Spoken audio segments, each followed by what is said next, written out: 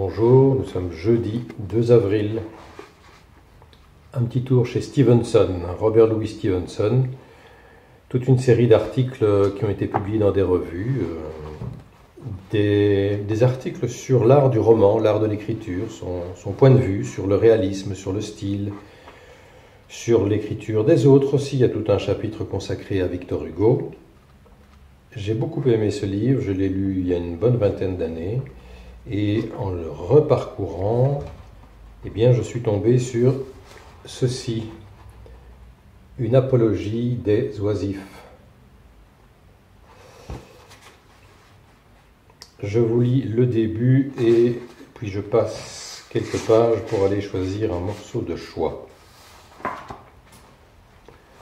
Aujourd'hui que tout le monde est contraint, sous peine d'une condamnation par défaut pour crime de lèse respectabilité, d'embrasser quelques professions lucratives et d'y travailler avec quelque chose qui ressemble à de l'enthousiasme, une plainte de la partie adverse qui, elle, se satisfait de ce qu'elle a et revendique de rester spectatrice en goûtant le temps qui passe, sent un peu la bravade, sinon la gasconnade.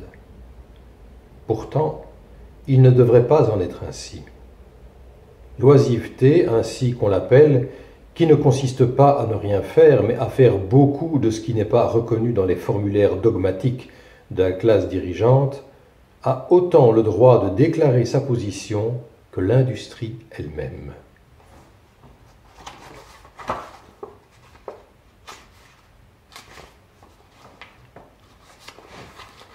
L'extrême affairement, que ce soit à l'école ou à l'université, à l'église ou au marché, est un symptôme de vitalité déficiente, alors que la faculté d'oisiveté suppose des goûts éclectiques et un solide sens de l'identité personnelle.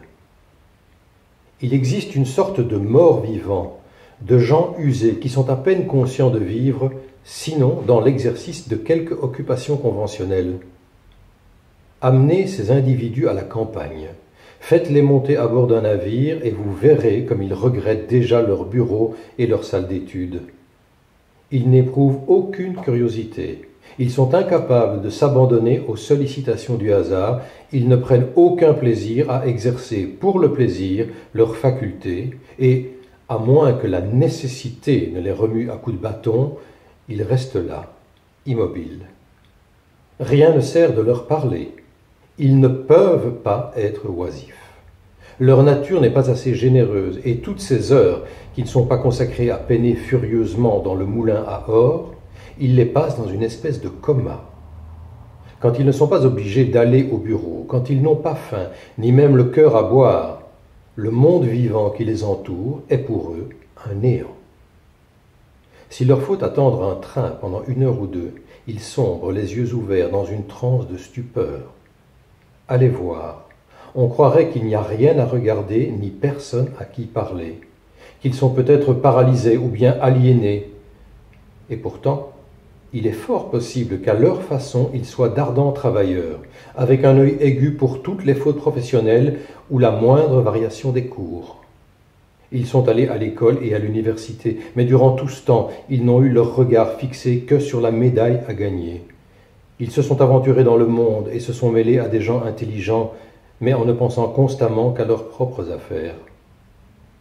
Comme si l'âme d'un homme n'était pas trop petite déjà.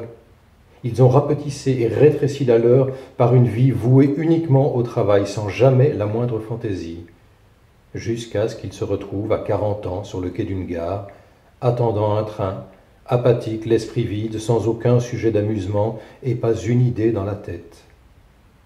Avant de quitter leurs culottes courtes, ils auraient pu grimper sur les caisses, à 20 ans ils auraient pu lorgner les filles. Mais la pipe est fumée à présent, la tabatière est vide, et voilà mon beau monsieur assis tout droit sur le banc avec ses yeux lamentables. Je ne suis pas certain que l'on puisse appeler ça une réussite dans la vie. Le pire, c'est qu'il n'est pas le seul à souffrir de ses habitudes affairées, mais aussi sa femme et ses enfants, ses amis, ses parents, et jusqu'aux personnes à côté desquelles il s'assied dans un wagon de chemin de fer ou dans un omnibus. La dévotion permanente à ce que l'homme appelle ses affaires ne peut se soutenir qu'au prix d'une négligence tout aussi permanente de bien d'autres choses. Voilà. Essai sur l'art de la fiction, Robert Louis Stevenson. Ça vaut la peine, si vous aimez Stevenson, ou même si vous ne l'aimez pas, ou enfin ne le connaissez pas bien, d'aller lire ce... En tout cas, si l'écriture vous intéresse, les ateliers d'écriture, ça vaut la peine d'aller lire ce livre. Je me souviens que ça m'a beaucoup plu et beaucoup construit dans une forme d'approche de l'écriture et de la littérature. Voilà. Et puis je suis un grand amateur de Stevenson, donc je ne peux que conseiller Robert Louis Stevenson, Essai sur l'art de la fiction.